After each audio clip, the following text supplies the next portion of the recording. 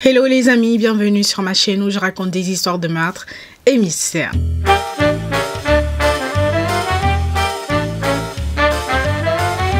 Pour les nouveaux, bienvenue, je m'appelle Osnel et je suis là tous les mercredis et les samedis pour vous raconter les histoires les plus sordides, les histoires les plus what the fuck qui existent dans ce monde. Alors, si tu passes par là et que mon contenu te plaît, n'hésite pas à t'abonner, à activer la cloche de notification et surtout à venir me suivre sur Instagram. Et pour les anciens, ouais, y'all knows, yeah, my babies, thank you, merci de faire partie de l'aventure meurtre et mystère. Alors, petit disclaimer avant de commencer, je tiens à vous rappeler que ce contenu s'adresse à un public averti, ce contenu est déconseillé au moins de 12 ans. Alors aujourd'hui nous allons parler d'une ancienne récente affaire. Enfin, quand je dis ancienne récente, ça veut dire que elle est ancienne mais pas si ancienne que ça. Elle est dans le passé proche. Nous allons donc parler de l'affaire Emma Walker. Alors, voici Emma, elle est née le 20 mars 2000 à Knoxville dans le Tennessee et elle était la fille de Jill et Mark Walker. Emma était connue pour être une jeune fille extrêmement gentille avec la main sur le cœur et qui était toujours prête à donner de sa personne pour aider les autres. Alors en grandissant, Emma était une jeune fille très connue à l'école. De plus, elle était une cheerleader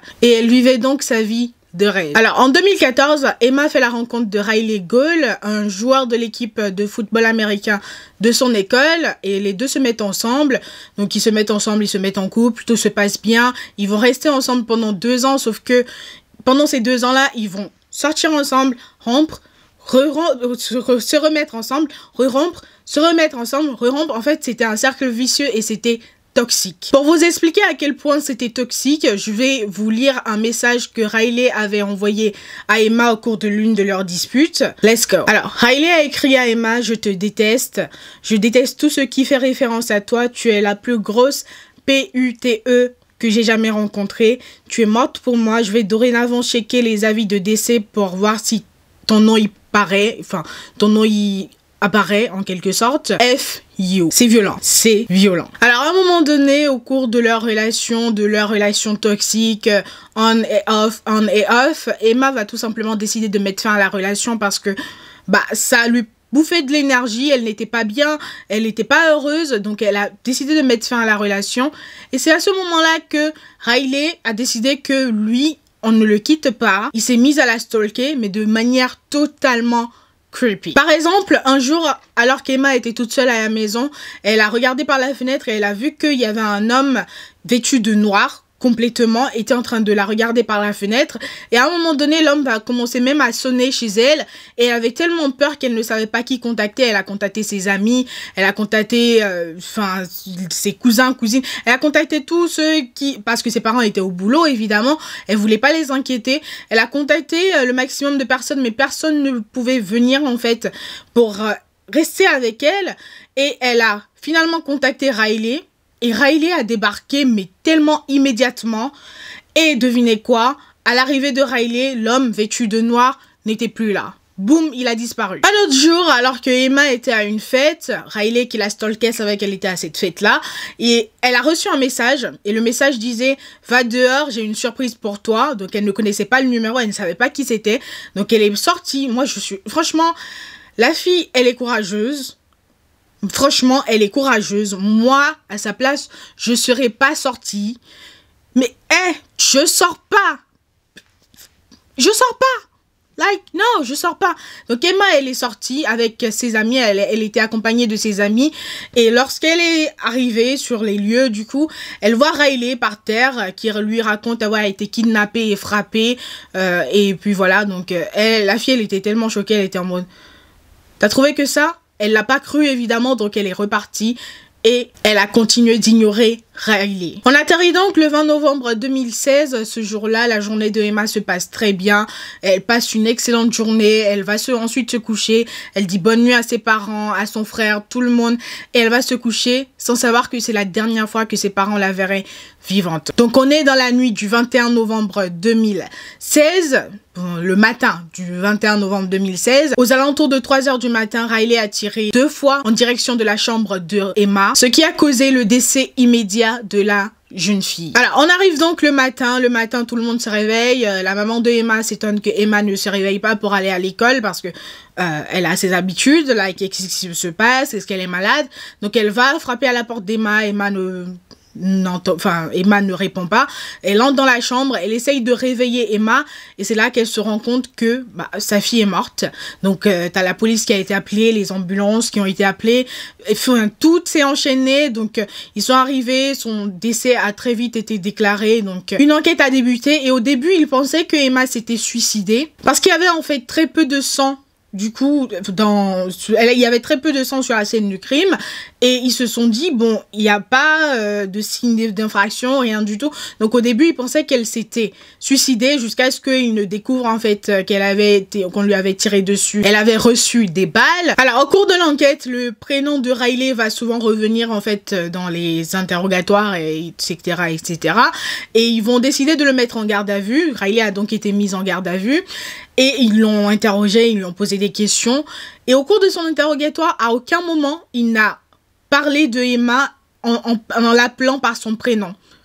Lui qui faisait des posts, des posts Facebook et des tweets exprimant à quel point le décès de Emma était douloureux pour lui, qu'il allait attendre de mourir pour la rejoindre, des trucs comme ça. Soudainement, il se rappelait plus du prénom de Emma. Il l'appelait la fille ou la jeune fille. Like, sans commentaire. Alors, son interrogatoire n'ayant rien donné, les policiers n'avaient rien contre lui. Ils l'ont évidemment relâché, il est parti. Et c'est à ce moment-là que 2 de ses amis ont contacté la police parce qu'ils avaient des choses à dire. Qu'est-ce qu'ils avaient à dire? Well, let me tell you. Riley a raconté à l'un de ses amis avoir volé l'arme à feu de son grand-père pour se protéger. Se protéger contre qui? Contre quoi? I don't know. De plus, il va demander à l'autre, du coup, de ses amis, s'il savait comment faire pour essuyer son empreinte sur une arme. Like, ok. De plus, après le décès de Emma, il va les contacter tous les deux, du coup, et leur demander de l'aider à se débarrasser de l'arme à feu de son grand-père qu'il avait volé, parce qu'il ne voulait pas que la police tombe dessus et pense qu'il a tué Emma alors qu'il n'a pas tué Emma. Enfin, je sais pas, le mec il avait 18 ans à l'époque, je pense que à 18 ans je savais comment la balistique fonctionne. Si ton arme n'a rien à voir avec les balles qu'on a retrouvées, pourquoi on t'arrêterait? Donc là, en fait, en mettant tout en commun, les 2 amis se sont dit, ok, on va faire quelque chose là, c'est bon. On va le dénoncer à la police. Donc une fois qu'ils l'ont dénoncé à la police, les policiers ont fait un plan avec les 2 jeunes garçons et ils les ont habillés, ils leur ont mis des mini-caméras, des micros, etc. Et leur ont demandé d'accompagner Riley pour se débarrasser de l'arme à feu. Donc ils ont suivi Riley, ils ont tout fait comme si... Riley, lui, ne savait pas qu'il était filmé, enregistré, la police était à côté, suivait tous leurs mouvements, etc. Et au moment où il sort l'arme pour se débarrasser de l'arme, la police arrive et Riley sera arrêté. Alors une fois arrêté, ils ont pu prouver en fait avec la balistique que son arme à feu était l'arme qui avait tué Emma tout simplement. Donc il a été inculpé de meurtre capital, c'est-à-dire meurtre au 1er degré. En plus, il a été inculpé de stalking, de vol, de mise en danger de personne et de possession d'armes à feu. Suite à ça, son procès a débuté le 30 avril 2018 et à son procès, sa défense était tout simplement que il ne voulait pas tuer Emma. Non. Il voulait juste tirer dans sa chambre pour lui faire peur, histoire qu'elle le recontacte et qu'il soit son sauveur, son héros, Je vous jure, j'ai envie de le baffer. S'il était devant moi là, j'allais tellement le baffer. Bref, sans commentaire. Du coup, à la fin du procès, le jury n'a mis que 5 heures environ pour délibérer. Ils l'ont déclaré coupable de tous les chefs d'accusation et il a été condamné à la prison à perpétuité avec possibilité de libération conditionnelle après 51 ans passés en prison. Et vous savez quoi? J'espère qu'il va pourrir en prison. J'espère vraiment qu'il va pourrir en prison. Et qu'il ne sortira pas. Donc, approximativement, ça fait qu'il devrait sortir aux alentours de 71 ans. 71 ans. S'il vit jusqu'à 100 ans, ça fait qu'il passera en plus 30 années en liberté. Non. J'espère qu'il va pourrir en prison et que toutes ces demandes de libération conditionnelle seront refusées. Ce type de personne, faut en faire un exemple parce que ça suffit en fait. Je sais pas, je comprends pas en fait. Les mecs qui ne comprennent pas, en mode, c'est fini. Je sais pas si ils ne comprennent pas ou s'ils refusent de comprendre, mais à un moment donné, il va falloir mettre dans la tête des hommes que quand une femme te dit c'est fini, tu la laisses partir, tu n'as pas en fait à décider si elle doit vivre ou mourir. stop en fait, stop. Et ouais, là je suis vraiment énervée. Et j'espère vraiment qu'il va pourrir en prison. Donc voilà les amis, l'histoire d'aujourd'hui, j'espère qu'elle vous aura plu. On se retrouve une prochaine fois pour une nouvelle histoire. En attendant, je vous souhaite une bonne journée, portez-vous bien et faites de bons choix. Bye guys.